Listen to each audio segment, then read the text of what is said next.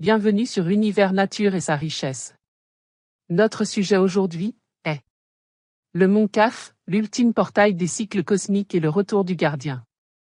Le Mont Kaf, cet ancien mystère des civilisations oubliées, est bien plus qu'une simple montagne dans les contes et récits mythologiques. Il représente une porte sacrée, un point d'interconnexion entre les mondes visibles et invisibles, une clé de l'évolution spirituelle de l'humanité. Mais à travers les âges, son nom est devenu un symbole caché, recelant des secrets oubliés par les peuples modernes. À travers les âges, les traditions anciennes, qu'elles soient hindoues, égyptiennes, grecques ou islamiques, parlent d'immenses cycles cosmiques, les yugas, les kalpas, qui marquent la naissance, l'évolution, puis la chute des civilisations. Ces cycles sont non linéaires, et chaque cycle se termine par un basculement majeur, un cataclysme, souvent symbolisé par des inversions des pôles, des migrations planétaires ou des catastrophes naturelles. Les grandes civilisations du passé, Atlantide, Mu, Lémurie, ont disparu dans les flots, engloutis par le feu, l'eau ou les ténèbres. Leur chute n'était pas accidentelle, mais fait partie d'un grand plan cosmique, d'un retour à l'équilibre des forces naturelles, un réalignement des pôles galactiques. Et au cœur de ce chaos, le Mont Kaf, avec ses mystérieuses veines souterraines et son pouvoir vibratoire, est la clé de ces transitions. Le Mont Kaf n'est pas qu'un lieu géographique. Il est la manifestation d'une conscience primordiale, gardée par un être antérieur à la création du temps. Selon certains mystiques, le gardien du Mont Kaf n'est pas une créature humaine, mais un être primordial, créé avant même le début des cycles cosmiques, bien au-delà des frontières de notre réalité. Il serait le dépositaire des lois anciennes, celui qui garde l'accès à la source du savoir universel, à la vibratoire pure capable de réajuster les lignes énergétiques du monde. Il aurait quitté notre dimension lors de la chute de l'humanité dans la matière, mais selon les prophéties, il reviendra lorsque l'humanité aura franchi le seuil de sa propre transformation spirituelle. Le gardien ne reviendra pas en une époque spécifique, mais plutôt lorsqu'il sentira que l'humanité est prête à ouvrir de nouveaux cycles, en équilibre avec les lois universelles. Ce retour sera marqué par une résonance cosmique, un réalignement de la Terre avec les forces spirituelles qui régissent l'univers. Dulcarnin, dans son voyage mythique à travers les terres inconnues, aurait été l'un des derniers à avoir franchi les portes de ce Mont Kaf, avant que celle-ci ne se ferme à jamais. Il aurait entendu la montagne parler, il aurait compris qu'elle était le gardien d'un savoir perdu, qui doit être redécouvert à chaque cycle. Mais aujourd'hui, les signes sont là. Les perturbations géophysiques, les mouvements planétaires, les catastrophes naturelles sont des manifestations d'un réalignement cosmique. Des tempêtes magnétiques, des inversions des pôles, des trouées cosmiques. Des événements qui annoncent le retour imminent du gardien du Mont Kaf. Le Mont Kaf pourrait bien être la prochaine frontière de notre monde, non pas dans l'espace physique, mais dans l'espace intérieur, une résonance vibratoire que seuls les éveillés peuvent percevoir. Ceux qui sont capables de ressentir les vibrations subtiles des anciennes montagnes et des anciens savoirs seront les seuls à comprendre cette révélation cachée. La quête de l'homme moderne est le retour du gardien.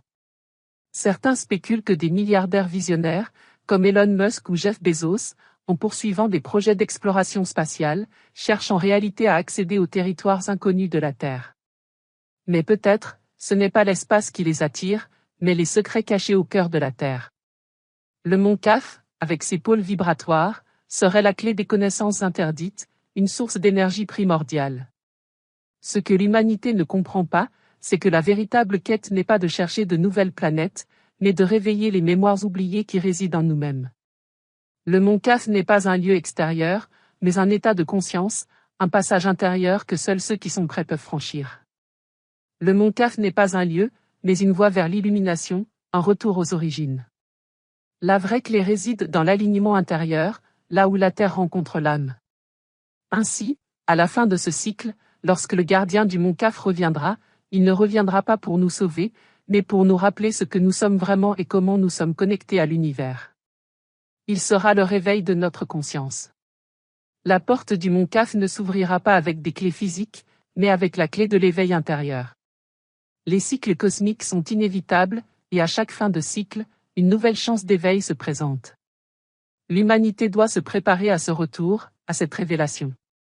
Car quand la vérité du Mont Kaf sera enfin connue, l'équilibre universel sera restauré, et avec lui, la lumière intérieure que chaque être humain porte en lui. La crainte de Dieu le Tout-Puissant n'est comparable à aucune autre. Notre Seigneur, gloire à lui, a mentionné cette montagne sacrée dans le Saint-Coran, lorsqu'il dit Kaf.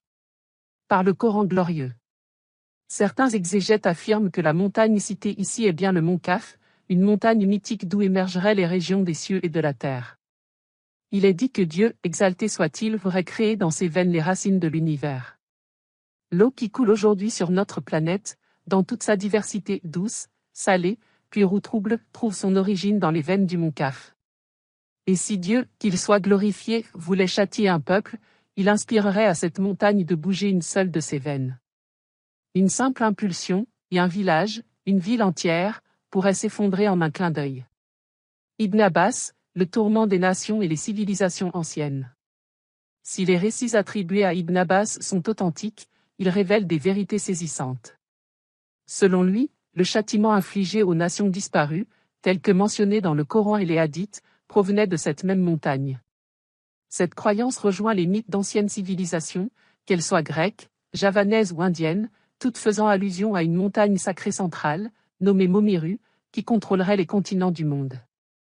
Elle serait représentée au centre de toutes les cartes anciennes, en harmonie avec le mont Kaf. Ce qui est plus surprenant encore, c'est ce qui suit dans les propos attribués à Ibn Abbas. Il est rapporté que l'archange Gabriel, que la paix soit sur lui, aperçut cette montagne sacrée. Étonné par son immensité et ses fissures mystérieuses, il demanda à Dieu, exalté soit-il. Ô Seigneur, qu'est-ce que cela? Dieu répondit, c'est la montagne. Gabriel reprit, et qu'est-ce que cette montagne? Dieu dit, c'est une pierre. Gabriel demanda alors, as-tu créé une chose plus dure qu'une pierre? Dieu répondit, oui, le fer brise la pierre. Gabriel poursuivit, et as-tu créé quelque chose de plus puissant que le fer? Dieu dit, oui, le feu fond le fer. Gabriel, fasciné, continua, et as-tu créé quelque chose de plus fort que le feu? Dieu répondit, oui, l'eau éteint le feu. Gabriel demanda encore, Y a-t-il une création plus forte que l'eau? Dieu répondit, oui, le vent disperse l'eau. Enfin, Gabriel posa cette dernière question. Existe-t-il une création plus puissante que le vent? Dieu répondit, oui, le fils d'Adam. Le fils d'Adam et son pouvoir. Dieu révéla à Gabriel que le fils d'Adam est capable de donner l'aumône en secret, de faire des prières nocturnes, ou de revenir repentant à Dieu, et ce, sans que personne ne le voie. Par ses actes invisibles aux yeux du monde, il devient plus puissant que la montagne, que la pierre, que le fer, le feu, l'eau et même le vent. Car en lui réside le secret du libre arbitre, de la volonté, et de la foi sincère. De nombreuses traditions mentionnent que le mont Kaf se trouve au pôle, et qu'il est entouré de montagnes plus petites, à l'image de barrières naturelles infranchissables. La majorité des explorateurs modernes évitent ces régions, protégées par des champs électromagnétiques intenses, et par des phénomènes climatiques impénétrables. Le pôle Nord, censé être une région désertique glacée, semble pourtant dissimuler un tout autre monde. De nombreux documents anciens, censurés ou disparus, affirmaient qu'il existait un grand vortex ou une ouverture polaire, menant à des mondes intérieurs. Elon Musk, Tesla et les expéditions oubliées. Elon Musk, en relançant l'exploration spatiale et les missions extrêmes, aurait, selon certains, accès à des informations secrètes. Il aurait tenté d'envoyer une sonde en direction des pôles, mais celle-ci aurait été immédiatement désactivée à l'approche d'un certain point. Tesla, bien avant lui, affirmait que des fréquences venues du Nord émettaient des sons inconnus, presque intelligents. Il disait capter des ondes qui ne provenaient ni de la Terre, ni du ciel visible. Beaucoup croient que ces signaux proviendraient du mont Kaf lui-même, ou de ce qu'il cache en son sein. Selon les anciens manuscrits soufis, le mont Kaf n'est pas simplement une montagne physique. Il serait une montagne interdimensionnelle, faite de lumière, de feu subtil et de matière céleste. Certains y voient la frontière entre le monde visible et l'invisible, entre notre réalité tridimensionnelle et des mondes supérieurs peuplés de créatures de lumière et de djinns lumineux. Le prophète Mohammed aurait mentionné que des mondes sont empilés les uns sur les autres, comme des couches, et que le mont Kaf se trouve à la limite de l'univers connu, marquant la périphérie des royaumes du Malakut, le royaume spirituel. L'œil qui voit tout est le secret des Atlantes. Des récits cachés évoquent une technologie ancienne, atlante ou antédiluvienne, qui aurait permis à certaines civilisations disparues de voir à travers le voile du temps et de l'espace. On parle d'un œil sacré, une sorte de mécanisme quantique, capable de localiser l'axe du monde, le pilier cosmique autour duquel tout tourne. Cet axe passerait précisément par le mont Kaf, dont l'entrée est protégée par des vortex, des gardiens invisibles et des lois énergétiques supérieures. Ceux qui tentent de s'en approcher sans préparation spirituelle deviennent fous, ou disparaissent à jamais. ADN, fréquence et réveil des dormeurs.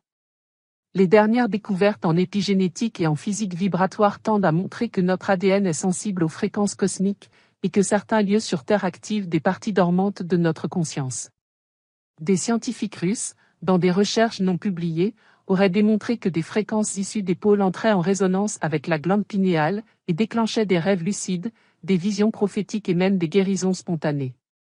Certains chamans affirment que le mont Kaf émet une vibration capable de réveiller les grands dormeurs, des êtres humains dont la conscience est en sommeil depuis des millénaires. Les cycles cosmiques et l'oubli des mondes. Les traditions les plus anciennes, des Védas à l'ésotérisme islamique, parlent de grands cycles cosmiques, appelés Yuga, Dor ou Kalpa. Chaque cycle voit l'ascension puis la chute d'une humanité, suivie d'un grand oubli. Atlantide, Mu, Hyperborée, Lemuria. Toutes ces civilisations auraient sombré lors du dernier basculement cosmique, englouties par les eaux, le feu, ou le froid des pôles, à mesure que la Terre se réalignait avec le noyau galactique. Chaque fin de cycle est marquée par une dislocation des pôles, un déplacement des lignes telluriques, et surtout, la fermeture des portails du mont Kaf. Le retour du gardien. Selon une prophétie transmise dans les cercles très fermés de certains ordres initiatiques, le gardien du mont Kaf n'est pas une entité humaine. Il s'agirait d'un être primordial, forgé dans la lumière noire avant même la création du temps. Il aurait quitté ce monde il y a des millénaires, au moment où l'humanité a chuté dans la matière, l'oubli et la technologie sans âme. Mais sa légende subsiste dans les songes des mystiques, des enfants éveillés et des rêveurs lucides.